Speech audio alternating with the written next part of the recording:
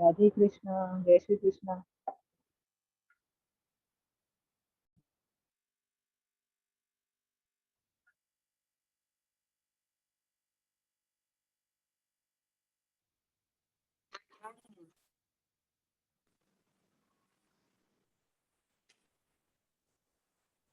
राधे राधे।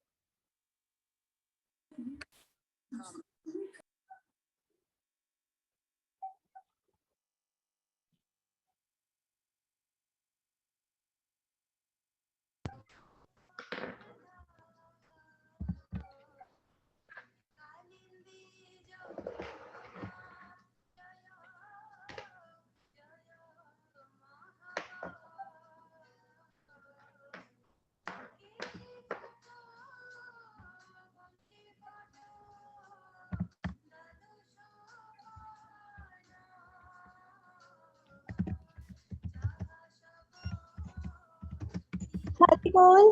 हरि बोल। हरि बोल हरि बोल। शुरू करते हैं, 1-2 मिनट में और कुछ लोग ज्वाइन कर लें फिर शुरू करते हैं। हरि बोल। हरि बोल हरि बोल।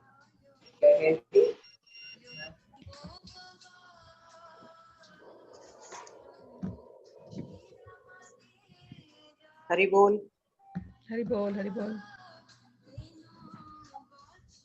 हरि बोल। हरि बोल।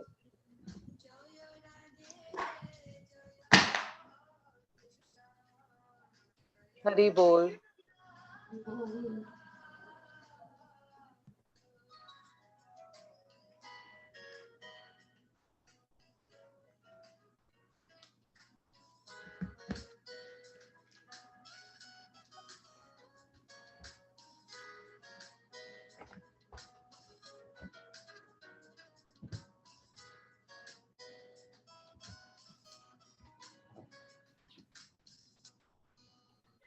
हरि बोल।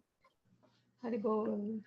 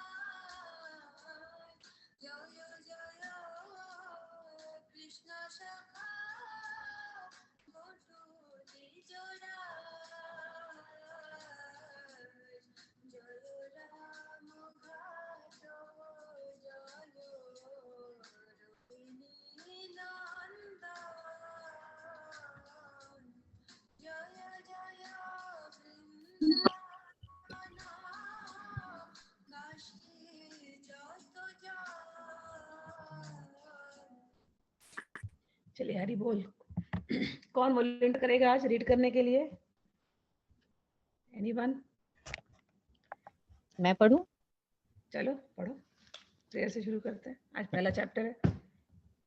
ॐ अज्ञानतिमिरान्धस्य ज्ञानाञ्जनशलाकया चक्षुरुन्मीलितं येन तस्मै श्रीगुरुवे नमः। श्रीचैतन्यमनोभीष्टं स्थापितं येन भूतले स्वयं रूपः कदा मह्यं ददाति स्वपदान्तिकम्। वन्देऽहं श्रीगुरोः श्रीयुतपदकमलं श्रीगुरून् वैष्णवांश्च श्रीरूपं साग्रजातं सहगण रघुनाथान्वितं तं सजीवं साद्वैतं सावधूतं परिजनसहितं कृष्णचैतन्यदेवं श्रीराधाकृष्णपादान् सहगण ललिता श्रीविशाखान्वितांश्च हे कृष्ण करुणा सिन्धो दीनबन्धो जगत्पते गोपेश गोपिका कान्त राधा कान्त नमोस्तुते। तप्त कांचन गौरांगी राधे वृंदावनेश्वरी वृषभानुसुते देवी प्रणमामि हरिप्रिये वाञ्छाकल्पतरुभ्यश्च कृपा सिन्धुभ्य एव च पतितानां पावनेभ्यो वैष्णवेभ्यो नमो नमः। श्री कृष्ण चैतन्य प्रभु नित्यानंद श्री अद्वैत गदाधर श्रीवासादि गौर भक्त वृंद हरे कृष्ण कृष्ण कृष्ण हरे हरे हरे राम राम राम हरे हरे। चैप्टर 1 फर्स्ट श्लोक पूरा पढ़ देना। तात्पर्य भी पूरा इसका? हाँ हाँ पूरा। अच्छा ठीक है। अध्याय 1 कुरुक्षेत्र के युद्ध स्थल में सैन्य निरीक्षण। धृतराष्ट्रवाच धर्मक्षेत्रे कुरुक्षेत्रे समवेतायुयुत्सवः मामका पांडवायश्च किम कुर्वत संजय।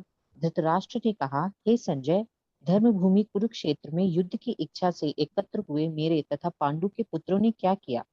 तात्पर्य, भगवत गीता एक बहुपठित आस्तिक विज्ञान है जो गीता महात्म्य में सार रूप में दिया हुआ है।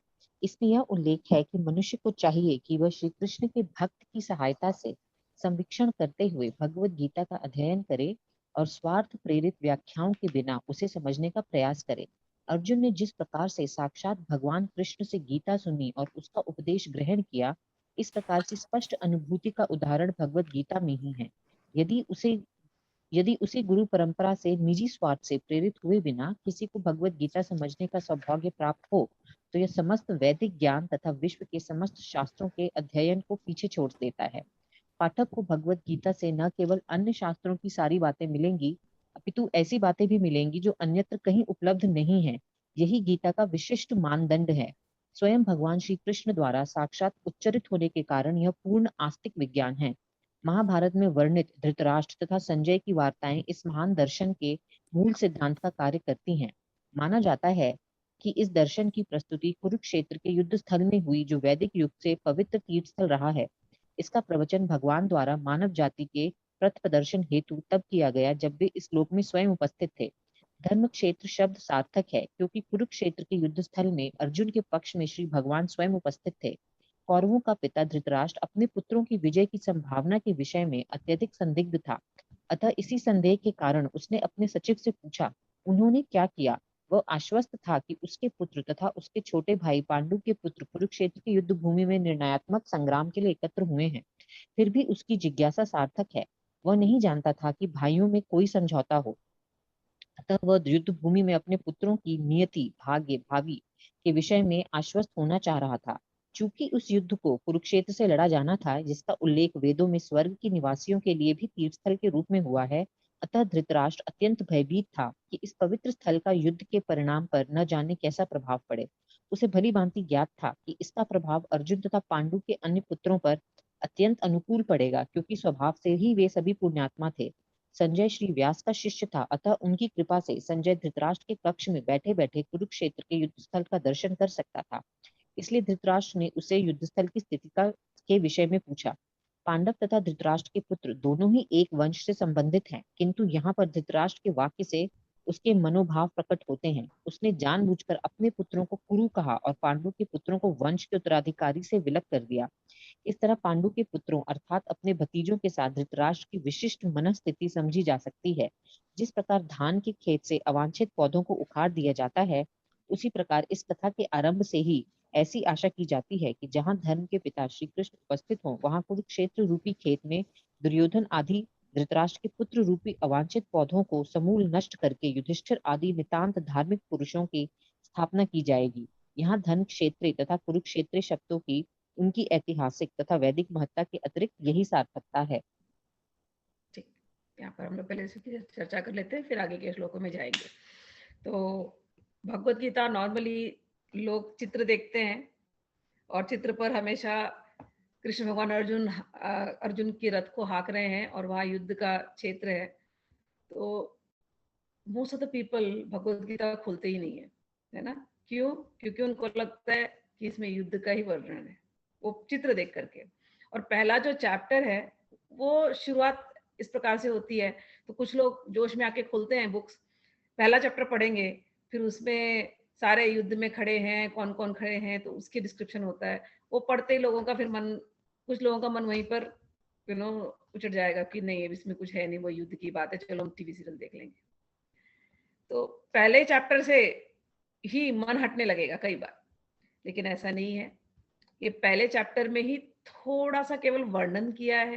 किसका वर्णन किया है? जिस जगह पे गीता बोली गई है उस जगह का वर्णन किया गया है। युद्ध का वर्णन है ही नहीं, पूरी गीता में कहीं भी युद्ध का वर्णन नहीं है।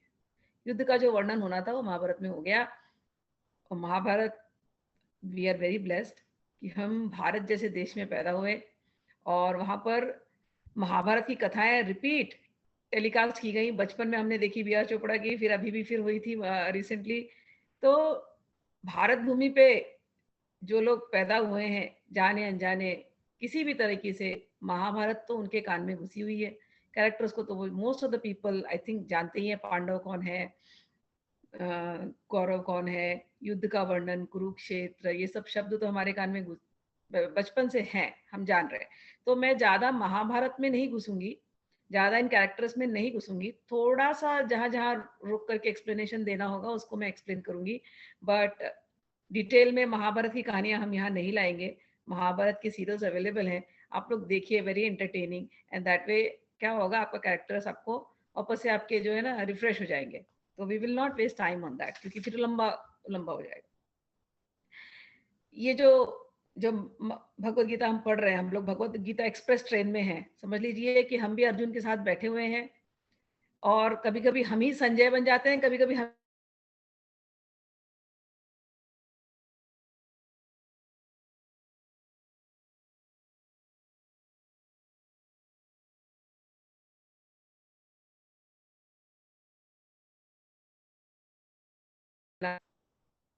तो कभी कभी अभी हम भी ही अर्जुन बन जाते हैं, कभी कभी हम ही अर्जुन हाँ, बन जाते हैं। जब हम ये पढ़ेंगे तो कभी हम ही अर्जुन है और कभी हम ही संजय है।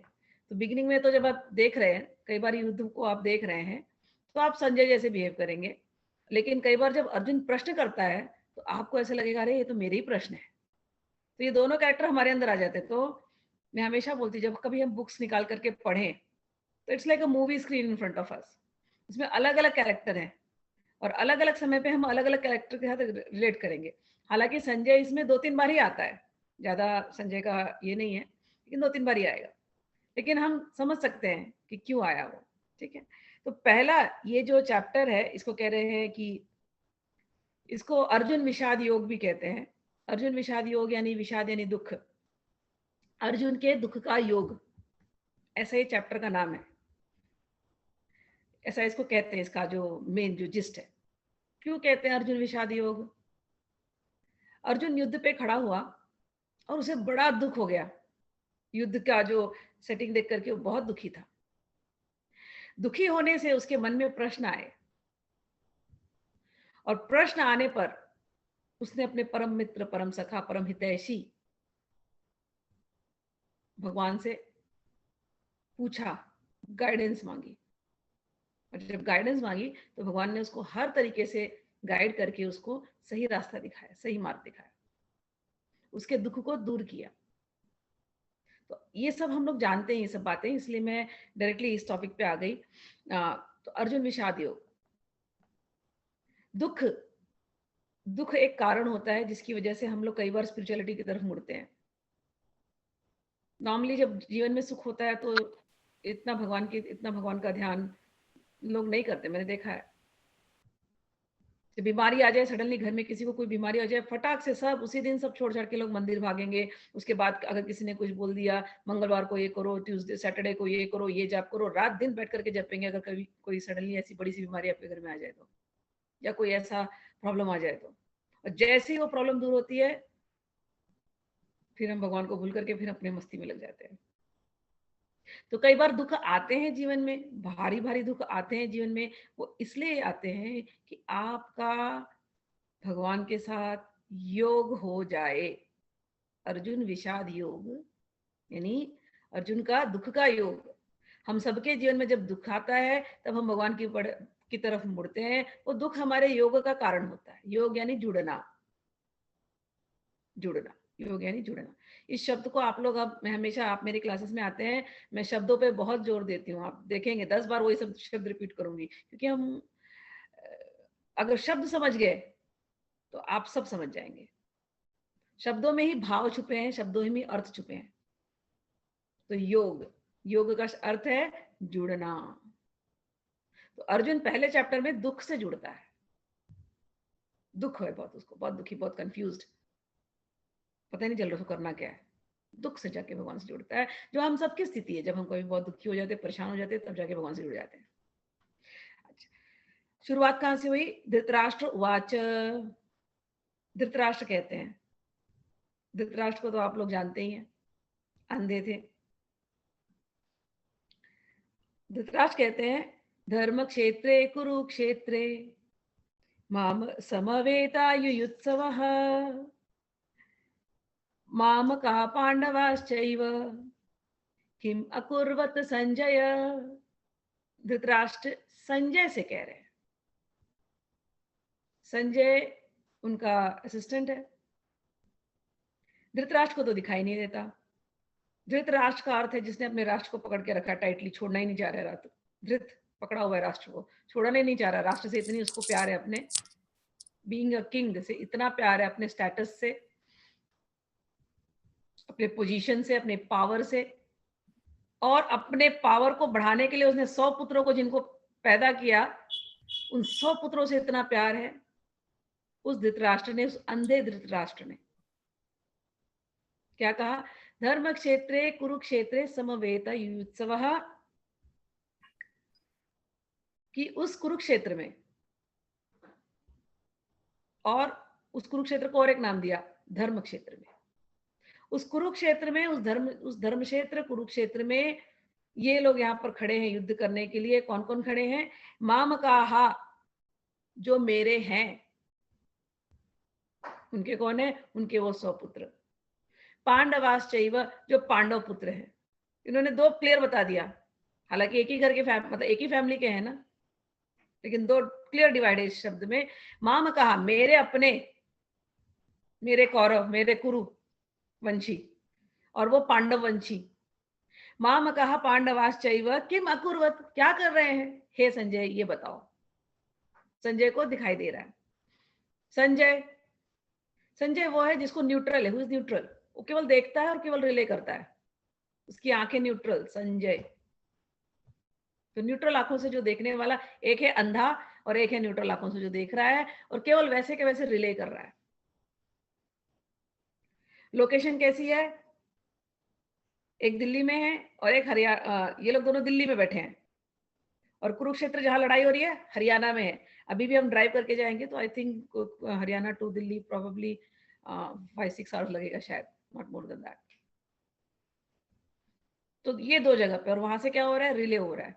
चलिए, we are in modern world, तो ये सिचुएशन समझाने में बड़ा आसानी होती है मुझे आजकल, कि भैया जैसे हम टीवी में देखते हैं, हम यहाँ पर बैठे बैठे इंडिया की टीवी सीरियल्स देख सकते हैं ना, तो वैसे उस जमाने में टीवी थी, इस प्रकार की टीवी थी।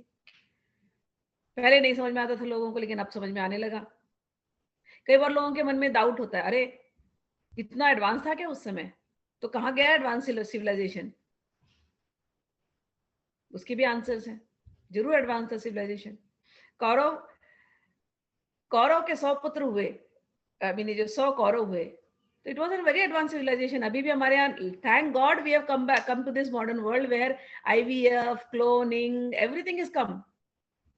तो अब हम जो टेक्नोलॉजी, मतलब आज से 5,500 साल पहले थी, उसके पहले थी, वो अब वापस से रीडिस्कवर हो रही है और री इन्वेंट हो रही है। This principles were there always, हमारे बुक्स में मेंशन किया गया है। हालांकि ये संस्कृत में लिखी गई और अंग्रेज आए और हमारी संस्कृति को उन्होंने खत्म कर दिया। संस्कृत से ही संस्कृति है, संस्कृत भाषा ही खत्म हो गई तो संस्कृति खत्म। संस्कृति खत्म तो हम अपने जो रिच, ये जो हमारे जो बुक्स में लिखा हुआ है, हम उसको भूल चुके हैं, हम उसको समझ नहीं पाए। और हमें ये सब कुछ माइथोलॉजिकल, ये हमारा वर्ड नहीं है माइथोलॉजिकल, मिथ्या, मिथ्या वर्ड भी, मिथ्या word, myth, MYTH, myth, myth word भी आया है हमारे संस्कृत से, मिथ्या, उसको अंग्रेजों ने कर दिया माइथोलॉजिकल, और हमने मान लिया।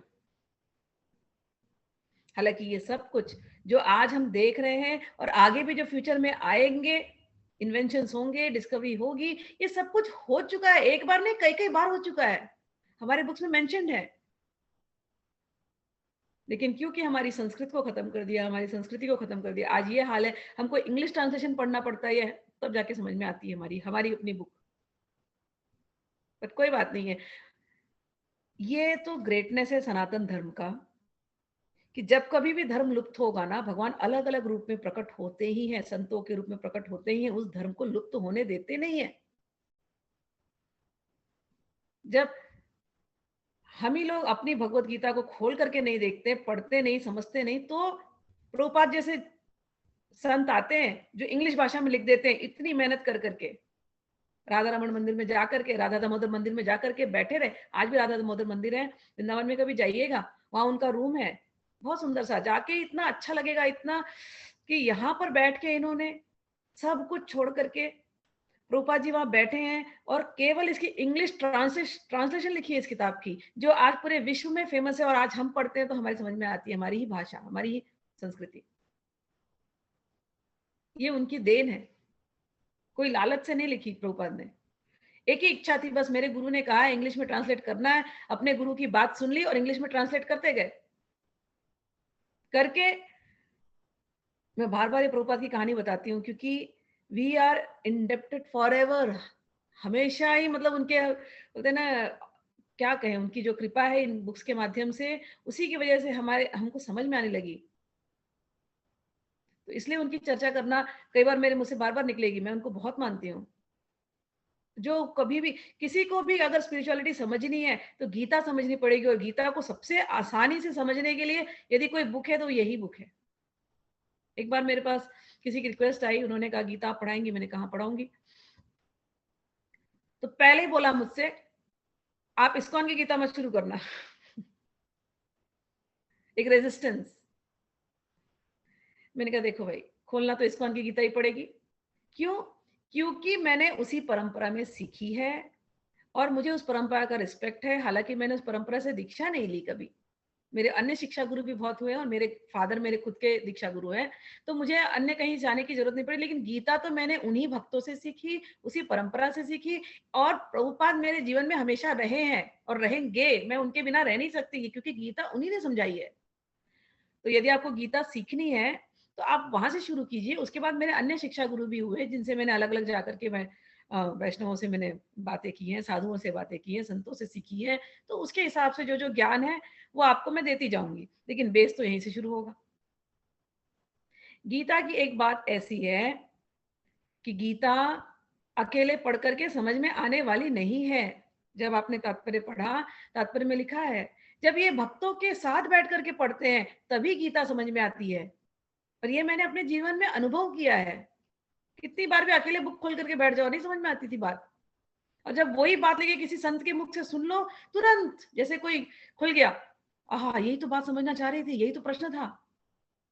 कितनी बार उस बुक को खोला था, कितनी बार इन श्लोकों को पढ़ा था, समझ भी नहीं आया, लेकिन एक संत के मुंह से निकला और तुरंत सीधा हृदय के अंदर, और ऐसे हृदय के अंदर घुसी, फिर मेमोरी में रह जाती, फिर निकलती नहीं बार बार मेमोरी से।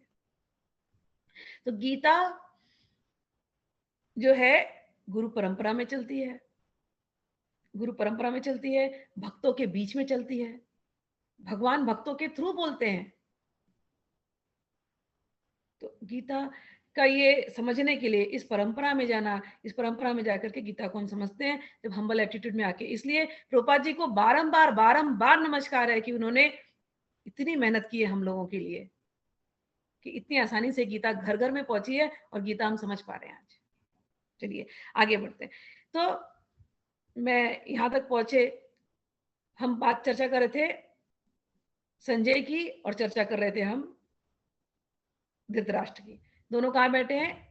दिल्ली में बैठे हैं। दिल्ली में टीवी रिले हो रहा था। 5,500 साल पहले टीवी थी, टीवी या जो भी तरीका होगा उनका, जो भी टेक्नोलॉजी से उन्होंने उसको रिले किया होगा।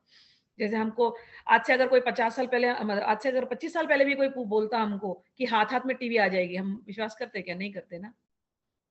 हमको तो वही एक बड़ा सा टीवी होता था, डायनोरा का, वीडियोकॉन, पता नहीं कौन सा, ओनिडा का, अलग अलग कंपनी थी, हम वही लगाते थे, एक बड़ी सी टीवी, और वहीं पर बैठे रहते थे देखने के लिए। पीछे उसके एक बड़ा सा ये होता था भोपू, बट सी टेक्नोलॉजी चेंज होकर के आज हाथ हाथ में टीवी है, हाथ में आ गई ना। तो टीवी का स्वरूप बदल गया लेकिन टेक्नोलॉजी इज देयर। तो सेम वे उस जमाने में भी टेक्नोलॉजी होगी और जो भी रूप से वो देख रहे थे। तो संजय वहां पर बैठ करके इसको देख रहे हैं और संजय वहां से उसको रिले कर रहे हैं। तो ये दो कैरेक्टर आपको समझ गया। और संजय न्यूट्रल है, संजय जो देख रहे हैं वो बोल रहे हैं। और धृतराष्ट्र पूछते हैं मेरे पुत्र। अब देखो धृतराष्ट्र को ना यहाँ पर डर लगा हुआ है। क्या डर लगा हुआ है कि वो तो कुरुक्षेत्र है लेकिन वो इस समय धर्म क्षेत्र बना हुआ है। क्यों? क्योंकि साक्षात धर्म भगवान श्री कृष्ण वहां पर खड़े हैं। मैं आप लोगों को छोटी सी महाभारत की मतलब जब ये युद्ध होता है तो उसकी एक बात बताती हूँ कि जब युद्ध हुआ तो भगवान वहां पर शांति दूत बन करके गए युद्ध अवॉइड करने के लिए। नो, युद्ध नहीं करना था लेकिन भगवान को अवॉइड नहीं करना था। गए तो थे शांति दूत बन करके, भगवान को तो करवाने वाले थे ये, फिर भी शांति दूत बन करके गए। शांति दूत बन करके वहां जा रहे हैं तो वहां ऑलरेडी प्लान बन चुका था दुर्योधन वगैरह जो पार्टी की कि इनको हम बंदी बना लेंगे। और सात्यकी ने भांडा फोड़ा तब भगवान ने उस सभा में अपना विराट रूप दिखाया है, प्रकट किया भगवान ने। और गुस्से में आकर के कहा कि तुम क्या समझते हो कि पांडव मुझसे अलग हैं? अरे पांडव मुझ में है और मैं पांडवों में हूं, ये कभी समझना नहीं। और उन्होंने जब अपना विराट रूप दिखाया उस सभा में, तो उस सभा में उन्होंने युधिष्ठिर को, धर्मराज कहते हैं युधिष्ठिर को सीधा अपने हृदय में दिखाया है भगवान ने।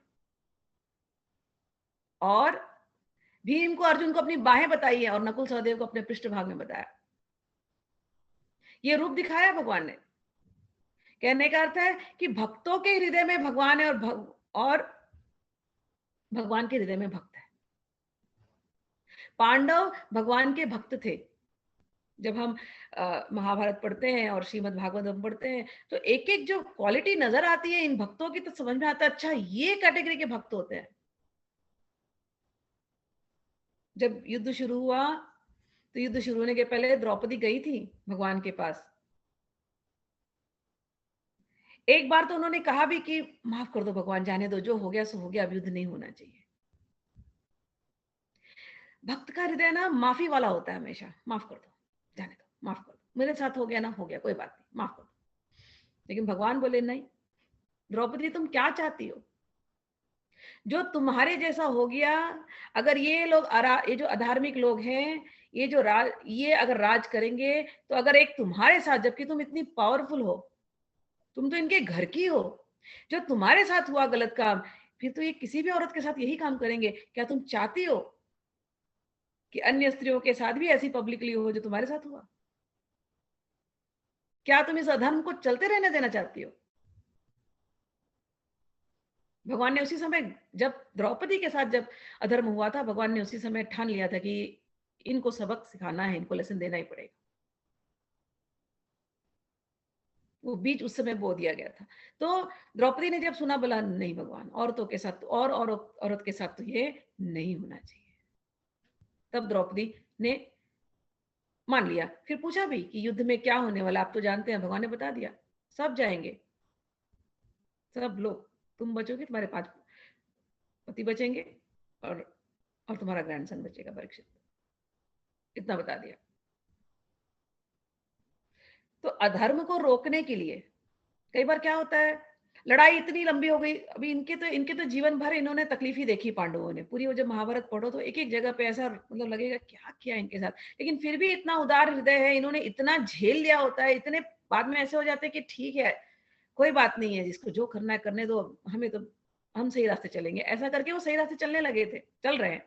लेकिन कई बार हम जो सही रास्ता चलते हैं और अधर्म को अलाउ करते हैं बढ़ने के लिए, वो रॉन्ग है। तो ये सिखाना जरूरी था। तो द्रौपदी के कैरेक्टर पे मैं आई तो द्रौपदी मतलब युद्ध के पहले ऐसे बोलती है, ये भी जान गई कि मेरे बच्चे भी मर जाएंगे, मेरे पति खाली रहेंगे, सब जान गई द्रौपदी। फिर भी उसने केवल धर्म रहना चाहिए, अन्य स्त्रियों के साथ ऐसा नहीं होना चाहिए। इसके लिए उसने मान करके, वो क्षत्राणी थी, उसके हृदय उसको उसने कठोर कर लिया। इतना ही नहीं है, मैं कैरेक्टर बताऊं, ये सब मैं बता रही हूँ इसलिए कि ये पांडव क्यों भगवान के साथ हैं, क्यों ये धर्म इनके साथ है, ये ऐसे धर्म निभा रहे हैं जबकि इनके साथ इतना अन्याय होता है, फिर भी इनका हृदय कैसा है ये मैं आपको बता रही हूँ। अच्छा, युद्ध जब होने के बाद दुर्योधन मरने वाला है, उसको बाण लग चुका, उसको तोड़ दिया था इसने, भीम ने। उसके बावजूद अश्वत्थामा जाता है वहां पर और बोलता है, देखो आपने गलत आदमी को सेनापति बना दिया, मुझे सेनापति बनाते तो मैं तो इनको छोड़ता नहीं। तो दुर्योधन बोलता है, अरे अभी मेरी जान गई नहीं है, तू अभी भी सेनापति बन जा, मैं तुझे आदेश देता हूं, जा मार के आ इनको। और अश्वत्थामा उस समय पे ब्रह्मास्त्र, न्यूक्लियर वेपन, थैंक गॉड हमने अपने इस युग में, मॉडर्न वर्ल्ड में न्यूक्लियर वेपन देखा है, तो अब ब्रह्मास्त्र समझाने में आसानी हो जाती है कि हाँ ब्रह्मास्त्र होता है। अब लोग समझ सकते हैं कि ब्रह्मास्त्र उस समय पर भी था। अरे जिस समय पे भगवान पैदा हुए वहां क्यों नहीं होगा? क्यों? हम गांव वाले नहीं थे, हम कोई ट्राइबल नहीं थे, जैसे हमको बताया गया, हम कोई नोमैडिक ट्राइब्स नहीं थे, हम बहुत वेल डेवलप टेक्नोलॉजी थी उस समय की। आज भी कितनी टेक्नोलॉजी में, मतलब खोल करके देखो पुस्तकों को, तो लगता है हमारे इतिहास को तो खत्म कर दिया लोगों ने। कुतुब मीनार के वहां पर एक पोल है, वो पोल का जो एलॉय है ना, वो एलॉय क्या एलॉय है किसी को आज तक पता नहीं, किस रेशियो में मेजर किया पता नहीं, क्योंकि वो कभी रस्ट होता ही नहीं है। ऐसी ऐसी टेक्नोलॉजी हमारे देश में थी जो हमारे बुक्स में मेंशन की गई है, जिसको हमको माइथोलॉजिकल बोल करके फीड किया गया, बट ऐसा नहीं था वो अब जाकर के लोग डिस्कवर कर रहे हैं। अभी लोग मार्स पे मिशन लेके जा रहे हैं। हमारे यहाँ तो मार्स, मंगल ग्रह को ऑलरेडी बोल दिया था भूमि पुत्र है। अभी भी मार्स की, जब मंगल की जब साधना करने बैठते हैं, हमारे यहाँ अनुष्ठान देते हैं मंत्र, तो बोलते हैं उसमें आसन नहीं लगाना पड़ता, बोलते जमीन पे बैठो, जमीन पे बैठ के करो, तभी तुम्हारा मार्स के साथ कनेक्ट होगा। क्यों? मंगल जो है भूमि पुत्र है। तो सोचो उस समय पे उनको पता चल गया था कि मंगल ग्रह पर भूमि, ये जो पृथ्वी, जो अर्थ के पार्टिकल्स हैं, जो अब हम लोग अब भगवान ने एलन मस्क को उस स्पेशल बोलते ना एबिलिटी दे दी या क्या दे दिया, उसके दिमाग में घुसा दिया कि जा मार्स पे जा, मार्स पे जा, मार्स पे जा, तो लगा हुआ उसके पीछे। ये हमारे बुक्स, इतनी सारी बातें वहां पर है जो लुप्त हो गई कालांतर में। बट एनीवेज, तो मैं द्रौपदी के कैरेक्टर पे आ रही थी कि अश्वत्थामा ने गुस्से में आकर के रात के समय पर, सोते समय पर जाकर के ब्रह्मास्त्र फेंका है। और ब्रह्मास्त्र एम कहाँ किया था? उत्तरा, जो इनकी बहू है, अभिमन्यु, जो 16 साल का था, जो युद्ध में मर गया, उसके साथ छल करके मारा उसको सबने घेर करके, 16 साल के लड़के को। अभिमन्यु को मार के, अभिमन्यु की जो वाइफ थी उसके अंदर गर्भ में परीक्षित जी पल रहे थे, उस समय पर अश्वत्थामा ने ये फेंका है ब्रह्मास्त्र आधी रात को। उतना ही नहीं है, उसने जाकर के पांडवों के 5 बच्चों को मार दिया था नींद में। ऐसा ये अश्वत्थामा जब उसने ब्रह्मास्त्र फेंका तो अर्जुन को पता था, उसको ब्रह्मास्त्र फेंकना आता था। दोनों ही द्रोणाचार्य के हैं। अश्वत्थामा द्रोणाचार्य का पुत्र है और अर्जुन द्रोणाचार्य का सबसे फेवरेट शिष्य है। अर्जुन को ब्रह्मास्त्र को कैसे निगेट किया जाए, कैसे उसकी एनर्जी को खत्म करके उसको रिटर्न किया जाए, ये अर्जुन को आता था, अश्वत्थामा को नहीं आता था। अश्वत्थामा को खाली प्रहार करना आता था। तो जब उसने फेंका तो अर्जुन ने उसको रोक दिया, लेकिन रोक करके जाकर के फिर अश्वत्थामा को पकड़ा गुस्से में। और गुस्से में जब पकड़ा तो अश्वत्थामा को क्रोध तो आएगा ना यार, अपने बच्चे को कोई मारे तो क्रोध क्यों नहीं आएगा ऐसे के ऊपर। अर्जुन ने जाकर के पकड़ा और उसको मारने ही वाला था, मतलब उसको वध करने वाला था। अर्जुन इतने क्रोध में था। तब जाके द्रौपदी बोलती, नहीं नहीं नहीं नहीं, मत करो मत करो, रुक जाओ अर्जुन, मत करो। धर्म सिखाने लगी। द्रौपदी का हृदय, मैं कभी कभी सोचती हूँ द्रौपदी क्या थी। ओहो, धर्म सिखा रही है, कहती है नहीं नहीं मत मारो उनको, मत भूलो कि ये गुरुपुत्र है, मत भूलो, हाँ इनका बिहेवियर ठीक नहीं है, लेकिन ये गुरुपुत्र है, ये ब्राह्मण पुत्र है। अर्जुन, यदि मैं छत्राणी होकर के मेरे पुत्र मर गए, मुझे कितना दर्द है मैं जानती हूँ। अरे ये तो तुम्हारी गुरु माँ के पुत्र हैं, एक इकलौते, अगर ये चले जाएंगे तो गुरु माँ की क्या हाल होगी। अर्जुन छोड़ दो इनको, मत मारो। समझ में आ रहा है? ये है भक्त का हृदय, मत मारो। ये द्रौपदी, तो क्यों नहीं ऐसे के पास भगवान रहेंगे जिसका हृदय इतना विशाल है कि अपने ऊपर जो जो ऐसा कर रहा है उसको भी वो उस समय पर भी धर्म का पालन कर रही है, बोल रही नहीं नहीं नहीं नहीं, सजा देनी है दे दो, मारो मत इसको। तब कृष्ण आए तो अर्जुन ने बोला अब क्या करूं इसको, मुझे तो मारना है इसको। कृष्ण बोले देखो, कृष्ण ने फिर हिंट दिया। कृष्ण भगवान हमेशा हिंट देते हैं, वो डायरेक्टली कभी मारते वारते नहीं, कुछ नहीं करते, हिंट देते हैं। बोलते देखो, ब्राह्मण का वध मत करो, हाँ अगर इंसल्ट कर दिया किसी का ना, इंसल्ट अगर किसी का कर दिया तो फिर वो तो जीते जी मर गया। वो कभी कभी किसी को पब्लिकली ह्यूमिलेट कर दो, उसकी ताकत को निकाल दो, तो वो मतलब ताकत ही नहीं उसकी, तो ताकत नहीं रहेगी तो फिर वो जीते जी मर रहा है। तो उसका जो अश्वत्थामा के पास यहाँ पर एक मणि थी तो उसको निकाल दिया गया, वो ताकत निकल गई, अश्वत्थामा भूतों की तरह घूमने लगा और उसको भगवान कृष्ण ने बोला तुझे मुक्ति मिलने वाली नहीं है, तू घूमता ही रहेगा ऐसे। तो जीते जी तो है लेकिन मर गया, इस प्रकार से सजा दी गई। ये सारे में एक एक व्यक्ति को उसमें अगर हम निकाल के देखो, चाहे कुंती की प्रार्थनाएं देखो, कुंती की प्रार्थना आती श्रीमद् भागवतम में, एक एक व्यक्ति को निकालो उसमें से, सब के सब बड़े उच्च क्वालिटी के भक्त थे, युद्ध थे, युद्ध करते थे, क्षत्रिय थे, जो लड़ाई करनी है जहां लड़ाई करनी है वहां लड़ाई करते थे, लेकिन सब उच्च क्वालिटी के थे। तो यहां नाम दिया है धर्म क्षेत्र कुरुक्षेत्र, तो यहां धर्म की लड़ाई हो रही है। हमारे यहां धर्म के नाम, आजकल के जमाने में धर्म के नाम पर लड़ाई होती है। उस समय की ये बात में धर्म के नाम पर लड़ाई नहीं हो रही है, ये कर्तव्य की लड़ाई हो रही है, कर्तव्य युद्ध हो रहा है। आतताई है, दीन दुखियों को, अबलाओं को, नारियों के ऊपर अगर अत्याचार हो रहे हैं तो युद्ध करना पड़ता है, तो ये धर्म युद्ध होता है। तो धर्म क्षेत्र कुरुक्षेत्र, कुरुक्षेत्र यानी जहां कुरु लोग हैं। कुरु का एक और अर्थ होता है करने वाले, करता है जो, तो उसको भी कुरु कहते हैं। संस्कृत के मैंने कहा ना, शब्दों के हर शब्द के अलग अलग कितने अर्थ निकलेंगे। तो कुरुक्षेत्र जहां पर कुछ होने वाला है, जहां पर कुछ करने वाले हैं,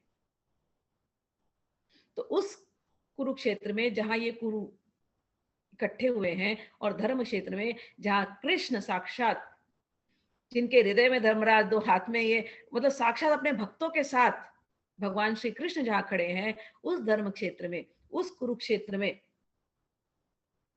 क्या हो रहा है, हे संजय तुम मुझे बताओ। अब आगे का श्लोक हम लोग पढ़ते हैं, चलो आगे पढ़ देना, 2 से लेकर, हाँ 2 पढ़ देना, 2 पढ़ना, तीसरा पढ़ना, तीसरा का परपोट पढ़ देना, तात्पर्य पढ़ देना।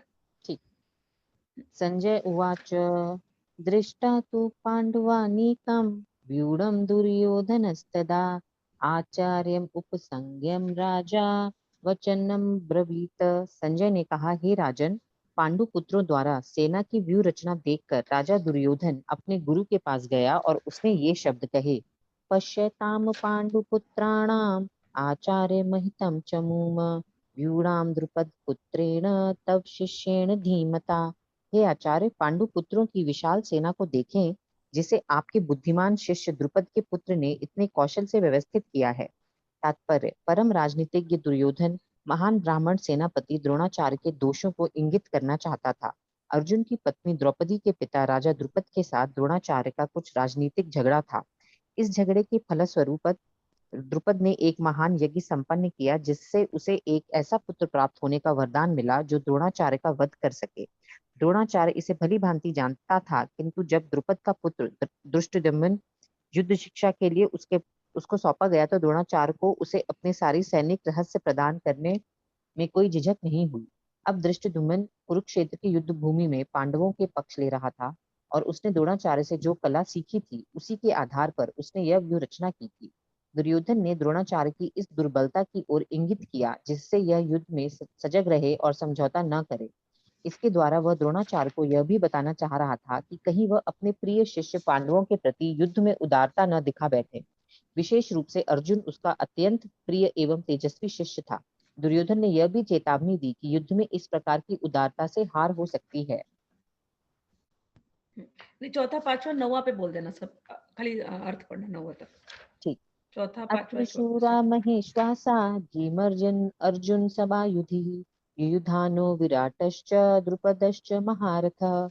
इस सेना में भीम तथा अर्जुन के समान युद्ध करने वाले अनेक वीर धनुर्धर हैं, यथा महारथी युयुधान, विराट तथा द्रुपद। दृष्टकेतुश्चकेतानः काशीराजश्च वीर्यवान् पुरुजित कुंती भोजश्च शैब्यश्च नरपुंगवनः। इसके साथ ही धृष्टकेतु, चेकितान, काशीराज, पुरुजित, कुंती भोज तथा शैब्य जैसे महान शक्तिशाली योद्धा भी हैं। युद्धामन्युश्च विक्रांत उत्तमौजाश्च वीर्यवान् सौभद्रो द्रौपदेयाश्च सर्व एव महारथः। पराक्रमी युद्धामन्यु, अत्यंत शक्तिशाली उत्तमौजा, सुभद्रा का पुत्र तथा द्रौपदी के पुत्र, ये सभी महारथी हैं। अस्माकं तु विशिष्टा ये तात्रिबोध द्विजोततम नायकामं सैन्यस्य संज्ञार्थं तान ब्रवीमि ते। किंतु हे ब्राह्मण श्रेष्ठ, आपकी सूचना के लिए मैं अपनी सेना के उन नायकों के विषय में बताना चाहूंगा जो मेरी सेना को संचालित करने में विशेष रूप से निपुण हैं। भवान भीष्म च कर्णश्च कृपश्च समति संजयः अश्वत्थामः विकर्णश्च सौमदत्तिस्थैत्व च। मेरी सेना में स्वयं आप, भीष्म, कर्ण, कृपाचार्य, अश्वत्थामा, विकर्ण तथा सोमदत्त का पुत्र भूरिश्रवा आदि हैं जो युद्ध में सदैव विजयी रहे हैं। अन्ये च बहवः शूरा मदर्थे त्यक्त जीविताः नाना शस्त्र प्रहरणाः सर्वे युद्ध विशारदाः। ऐसे अन्य अनेक वीर भी हैं जो मेरे लिए अपना जीवन त्याग करने के लिए उद्यत हैं। वे विविध प्रकार के हथियारों से सुसज्जित हैं और युद्ध विद्या में निपुण हैं। तात्पर्य, जहाँ तक अन्यों का यथा जयद्रथ, कृतवर्मा तथा शल्य का संबंध है, ये सब दुर्योधन के लिए अपने प्राणों की आहुति देने के लिए तैयार रहते थे। दूसरे शब्दों में यह पूर्व निश्चित है कि वे अब पापी दुर्योधन के दल में सम्मिलित होने के कारण कुरुक्षेत्र के युद्ध में मारे जाएंगे। निसंदेह अपने मित्रों की संयुक्त शक्ति के कारण दुर्योधन अपनी विजेता के प्रति आश्वस्त था। चलिए, अब इसमें सीन बता रहे हैं, तो ज्यादा स्टोरीज में नहीं जाएंगे। तो सीन क्या है आप पढ़ के समझ गए होंगे। तो कौरव इकट्ठा हुए हैं उस धर्म क्षेत्र पर और पांडव इकट्ठा हुए हैं। तो पहले दुर्योधन की साइड पार्टी को डिस्क्राइब कर रहे हैं व्यासदेव। दुर्योधन जाकर के अपने सेनापति द्रोणाचार्य को बोलते हैं कि चलिए आइए, आपको दिखाते हैं उस पांडव की तरफ कौन है और हमारी तरफ कौन है, मुआयने लिया जाए, no let's find out, let's strategise. और फिर वो लेकर के जाकर के पहले धृष्टद्युम्न के पास दिखाते हैं कि देखो धृष्टद्युम्न का ध्यान देना, उसको तुमने ही सिखाया है। धृष्टद्युम्न जो है द्रौपदी का भाई है, उसको तुमने सिखाया है। तो धृष्टद्युम्न ने भी ज्ञान द्रोणाचार्य से लिया है, अर्जुन ने भी ज्ञान द्रोणाचार्य से लिया है। उस समय के द्रोणाचार्य सबसे बड़े टीचर थे आर्चरी के। तो ज्यादातर लोग जो वहां खड़े हैं दोनों पार्टी में, दोनों ही द्रोणाचार्य के पास से गए हैं। तो दुर्योधन याद दिला रहा द्रोणाचार्य को कि तुम हमारी तरफ से फाइट करने वाले हो, तो माइंड को अपने क्लियर रखना। दुर्योधन कहीं ना कहीं जानता है कि अर्जुन जो था द्रोणाचार्य का बहुत फेवरेट शिष्य था। इतना फेवरेट था कि जब एकलव्य की कहानी आप लोगों ने सुनी है, एकलव्य वहां पर आता था और चुपके से वो ज्ञान लेता था, क्योंकि एकलव्य छोटी जाति का था। तो उसको द्रोणाचार्य अपनी शिष्यत्व में लेते नहीं, क्योंकि ये लोग किंगली प्रिंसेस थे जिनको सिखा रहे थे, ये लोग सब किंगली थे द्रोणाचार्य। तो जैसे इंडिया नहीं, कहीं भी ऐसा होता है ना कि रिच वर्सेस द पुअर। कई बार अच्छे बड़े इंटरनेशनल स्कूल में छोटे लोगों को नहीं अलाउ करेंगे, है ना, उतना नहीं दे सकते। तो उनका एक क्लास ही अलग था। तो द्रोणाचार्य के पास ये लोग सब आए थे, मतलब तो वहां पर ये भील का बच्चा है और इसको, और क्लासेस ऐसे थे उस समय पर कि इनको नहीं सिखाना है, इनको ही सिखाना है, क्षत्रियो को ही आर्चरी सिखानी है, इस प्रकार से युद्ध की बातें क्षत्रियो को सिखानी है, छोटी जातियों को नहीं सिखाना है, ऐसा था जो उस समय का रूल था। तो एकलव्य ने चुपके चुपके ये ज्ञान लिया था। तो पकड़ा गया एक दिन, पता चल गया इनको द्रोणाचार्य को कि अच्छा, अर्जुन के जैसा एकलव्य भी एक हो गया जिसने मुझसे ही ज्ञान लिया।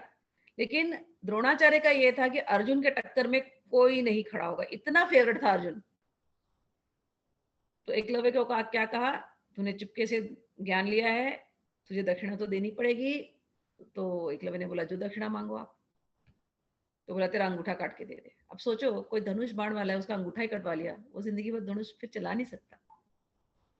लेकिन ये द्रोणाचार्य ने किया क्योंकि उनको अर्जुन से इतना प्रेम था कि अर्जुन से बढ़कर कोई आर्चर होना नहीं चाहिए। और धृष्टद्युम्न ने भी उन्हीं के साथ सीखा है, और धृष्टद्युम्न अब अर्जुन की पार्टी में है। तो दुर्योधन बता रहा है कि भले सबने आपसे सीखा है, सब कुछ है, लेकिन अब आपकी लॉयल्टी धर्म का मेरे तरफ होना चाहिए, बस मेरे पार्टी में से खेल रहे, तो आपका धर्म मेरे तरफ, मैं राजा हूं, इस प्रकार से। और सेम चीज आगे जब जाते हैं तो वो औरों का नाम लेता है कि देखो ये लोग उस तरफ खड़े हुए हैं, जितने भी नाम हमने पढ़े यहाँ पर, धृष्टकेतु, चेकितन, काशीराज, ये सब नाम दिए हैं। और सब बोलते बोलते 7वें में आता है, 7वें श्लोक में फिर बोलते हैं गुरु द्रोणाचार्य, अब मैं आपको, मेरे पास कौन कौन खड़े हैं मैं उनके बारे में आपको बताता हूं। और शुरू करता है वो, देखिए भीष्म जी मेरे साथ हैं, कर्ण जैसे महारथी, अर्जुन को टक्कर देने वाला कर्ण ही था। तो कर्ण, कृपाचार्य, अश्वत्थामा जिसको ब्रह्मास्त्र आता है, और ये भी आप ही का ही है, तो वो भी अद्भुत है। विकर्ण, सो भूरिश्रवा, ये सब लोग मेरे साथ हैं। ये लोगों ने न जाने कितने युद्ध जीते हैं, ये सारे युद्ध करने वाले ताकतवर लोग, वीर लोग, ये सब मेरे साथ हैं। इतना सब वो बड़ाई करते जा रहा है। आप देखना 9वें श्लोक में आता है, सब बड़ाई करते जा रहा है, इतनी मेरी सेना है, ऐसे ऐसे महान योद्धा मेरे पास है, और ये सब महान योद्धा मेरे लिए जान देने को सज्ज हैं। यहां पर आकर के दुर्योधन ने अपने मुंह से ही अपनी हार लिख दी।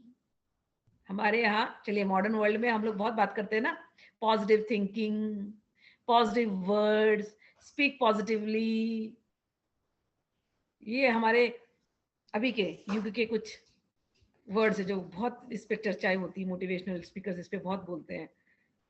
ये यहाँ पर भगवत गीता में ऐसे व्यास जी ने प्रकट किया है। इसने सब कुछ ताकत होते हुए भी इसने अपने मुंह से, अपने, ये सब मेरे लिए जान देने को तैयार है, ऐसा उसने मुंह से बोला, तो क्या हो जाता है ऊपर से, तथास्तु, सब तुम्हारे लिए जान दे देंगे। जब सब तुम्हारे लिए जान दे देंगे तो तुम्हारी सेना तो खत्म, तुम्हारी ताकत तो खत्म, तो तुम भी क्या करोगे, तुम भी जाओगे। इसीलिए हर हाल में ये जो धर्म क्षेत्र कुरुक्षेत्र है ना, भले वो करने वाला है, लेकिन वहां पर साक्षात धर्म श्री कृष्ण खड़े हैं, और ये मुंह से ऐसे ऐसी बातें बोला जा रहा है, कृष्ण बोलते जा रहे मन में, तथा मुझे तो पता है ऐसी होने वाला है। ये एक सीख लेने वाली बात है। कितने भी हम ताकतवर हों, लेकिन कभी हमको घमंड नहीं करना अपनी ताकत का। और सेकंड, ऑलवेज बीवेयर, अपने मुंह से आप क्या बोलते हैं इसका आप हमेशा ध्यान रखें। एक मेरे पास एक स्टूडेंट आती थी बहुत पहले, तो गीता पढ़ती रही, कृष्ण बहुत अच्छा लगता था उसको, गीता की बातें सब पढ़ती रहती। एक दिन आके बोलती है, Smita ji I am going to surrender to Krishna.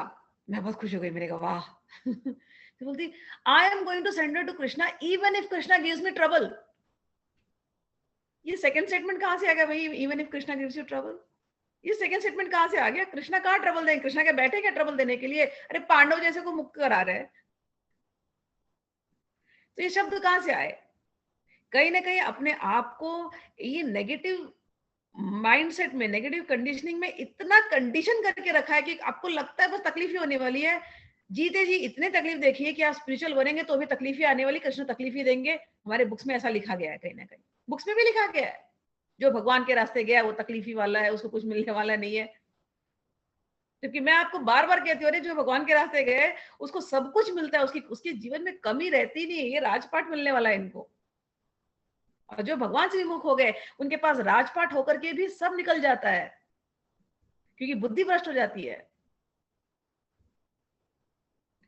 तो ये एक बात है, समझ में आया कि जीवन में मैं ये एग्जाम्पल ले रही हूँ, बाद में उसको मैंने समझाया, देख ऐसा मत बोल, पहले स्टेटमेंट को बोल, हाँ मैं भगवान का भक्त बनूंगी, और फिर मुझे एग्जाम्पल निकाल निकाल के दिखाने पड़े कि देख भगवान ने जो भक्त थे उनकी सहायता की है, हर जगह सहायता की, सहायता करते करते करते उनको महान बना दिया है भगवान ने। और अगर कोई भक्त तुमको दिखता भी है कि वो तकलीफ में था, वो तकलीफ में भी उस भक्त की केवल महानता बाहर आई है। भगवान किसी को तकलीफ देने के लिए यहाँ बैठे नहीं है। आदमी अपने मुंह से अपना लिखता जाता है कर्म, अपने मन में सोचे हुए जो आपने सोचे हैं विचार वही आपके जीवन में आने वाले हैं। आप मुंह से जो बोलेंगे वही आपके जीवन में आने वाले हैं। लोग डरते रहते हैं, इनसिक्योर रहते हैं, फियर में रहते हैं हमेशा। मुझे मिलने वाले बहुत लोग आते हैं तो मैं एक एक की बात सुनती हूँ तो मुझे हर जगह करेक्ट करना पड़ता है। कई बार तो मैं चुप हो जाती हूँ, कितना करेक्ट कर रही हूँ, कहाँ तक करेक्ट करूँ। मुंह से नॉन स्टॉप ये निकलता है, हमारे साथ ये हो गया तो, अरे सुबह उठते ही हर चीज का, कोई चीज आती भी ना अच्छी तो उसके लिए डर जाएंगे, चली गई तो। कुछ काम हाथ में लिया, अरे पता नहीं नौकरी चली गई तो, मेरे अगेंस्ट हो गए तो, सब प्लॉट कर देंगे तो।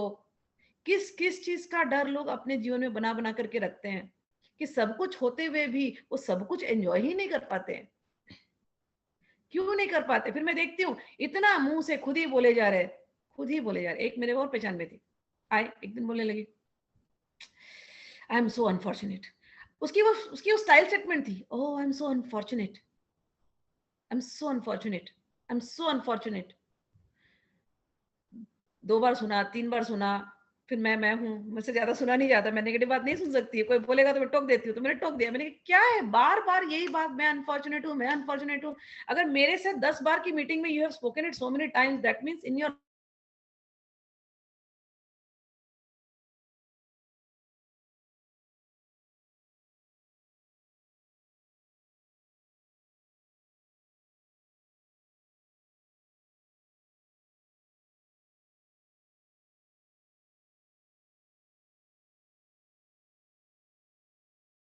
क्लास तो सबके सब जान दे देंगे, तुम भी जान दे दोगे। Smita ji, हाँ in your how unfortunate. हाँ, हाउ अनफॉर्चुनेट आई एम। तो मैं उनसे जब बात करी थी मैंने ये कहा कि जब से तू आई है 10-15 मीटिंग में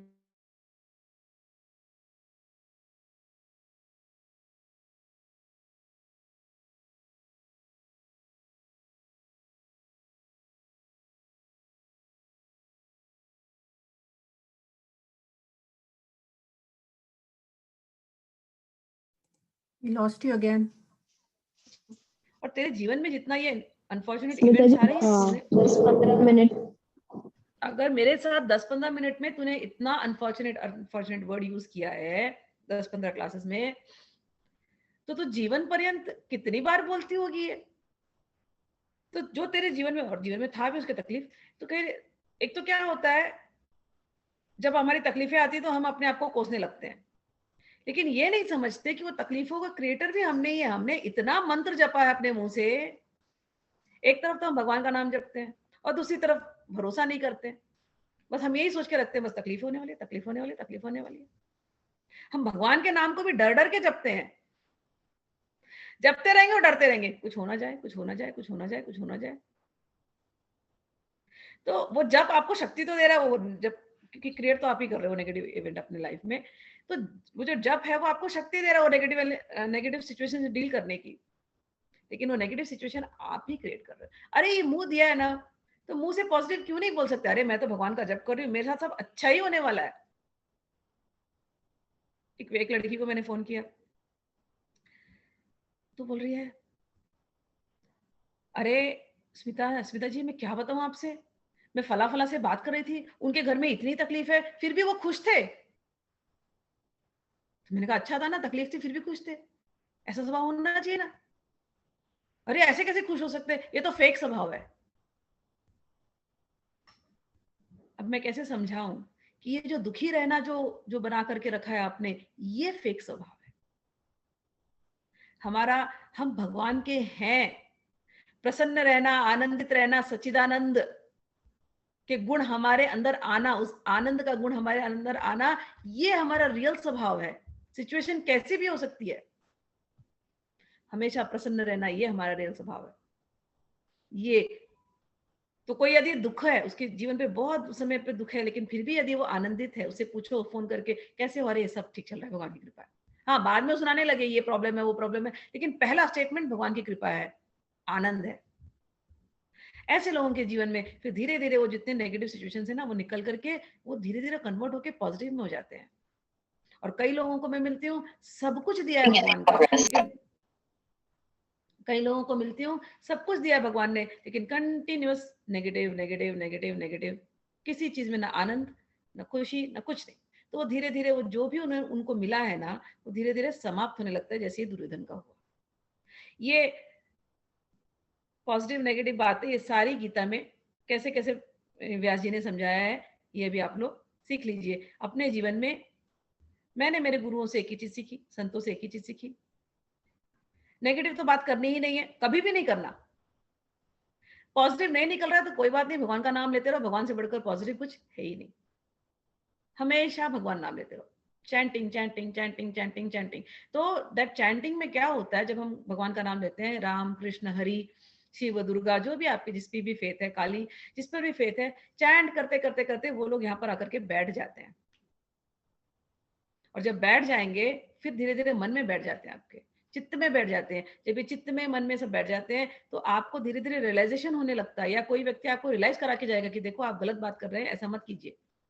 और तुरंत फिर उस पॉजिटिव बातों को आप पकड़िए और अपने जीवन में अप्लाई कीजिए। दुर्योधन दुर्योधन मत बनिए कि सब होकर के भी सब गवा देना, क्या फायदा। पांडव बनिए, कुछ नहीं था, तकलीफ ही तकलीफ, बचपन से तकलीफ, लेकिन भगवान को कभी छोड़े नहीं, भगवान को भजना कभी छोड़े नहीं, और सब उनके पास राजपट आ गया।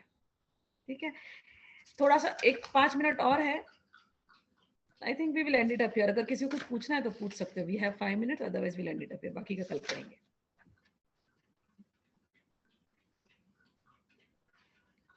Anybody wants to ask anything?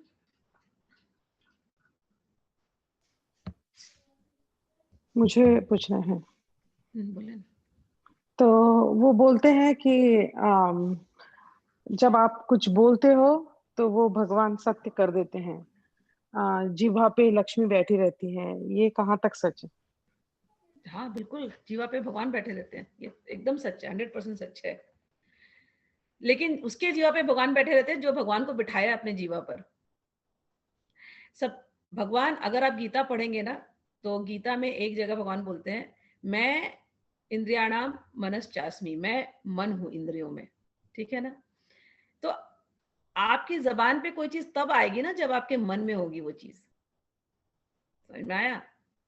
अगर आपने मन में भगवान को बिठा लिया, आपने मन में सत्संग को बिठा लिया, तो आपकी जबान से वही निकलेगा। आपने मन में फियर को बैठा लिया तो आपकी जबान से फियरफुल बातें ही निकलेंगी।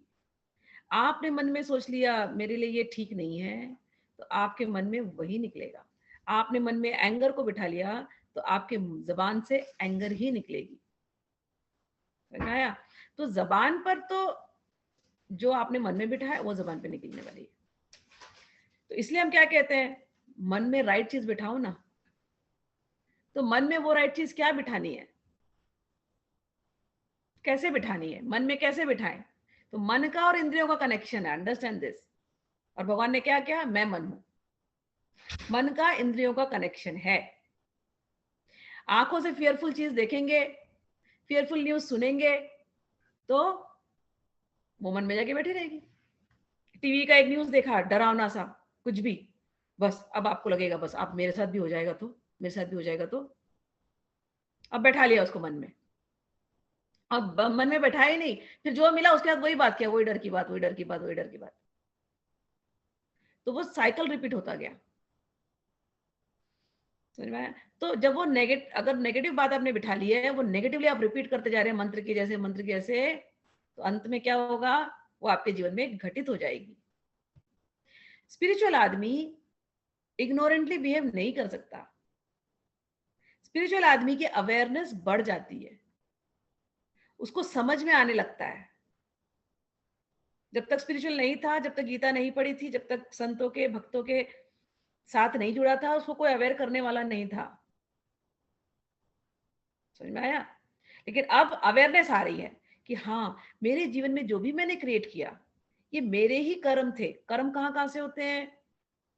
कर्म मन से होते हैं, कर्म वाणी से होते हैं, और कर्म हमारे इंद्रियों से होते हैं।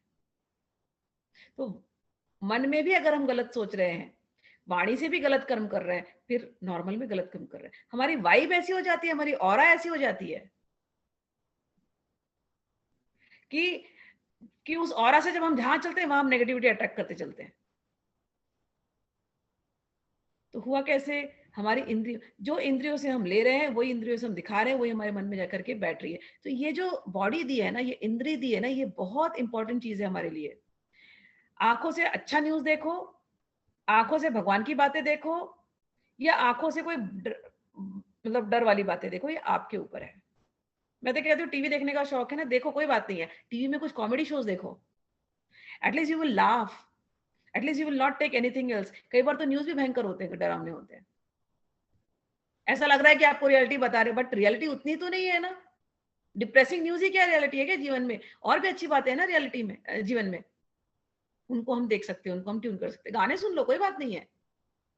तो आंखों से अच्छा चीज देखो, कान से अच्छा चीज देखो, सुनो, तो ऑटोमेटिकली मन में अच्छी चीज जाएगी। और जैसी मन में अच्छी बात घूमेगी, तो मुंह से अच्छी बात निकलेगी, और मुंह से अच्छी बात निकलेगी तो जीवन में सब कुछ अच्छा होगा।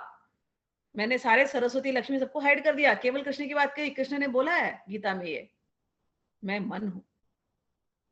अभी आगे के जो श्लोक पढ़ेंगे ना, तो उसमें आएंगे, भगवान का नाम लिया है, हे ऋषिकेश। अर्जुन बोलता है हे ऋषिकेश। ऋषिकेश का अर्थ होता है भगवान सारी इंद्रियों में बैठे हैं। अर्जुन में और हम में फर्क क्या है? अर्जुन को रियलाइजेशन है कि मेरी इंद्रियों में भी कृष्ण है, इसलिए वो उनको ऋषिकेश बोल करके कहता है।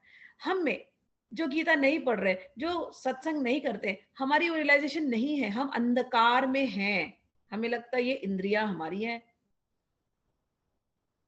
जिस दिन ये इंद्रिय भगवान, जिस दिन ये रियलाइजेशन हो जाता है, कहाँ से रियलाइजेशन होगा? आपकी भावना में सुदृढ़ हो जाता है कि इंद्रिय में भी कृष्ण है, मन में भी कृष्ण है। लेकिन वो रियलाइजेशन आने के लिए इस जबान से कृष्ण कृष्ण कृष्ण कृष्ण कृष्ण कृष्ण कृष्ण बोलना पड़ेगा, इस जबान से कृष्ण प्रसादम खाना पड़ेगा, कान में कृष्ण की बातें सुननी पड़ेगी, आंख से कृष्ण को देखना पड़ेगा।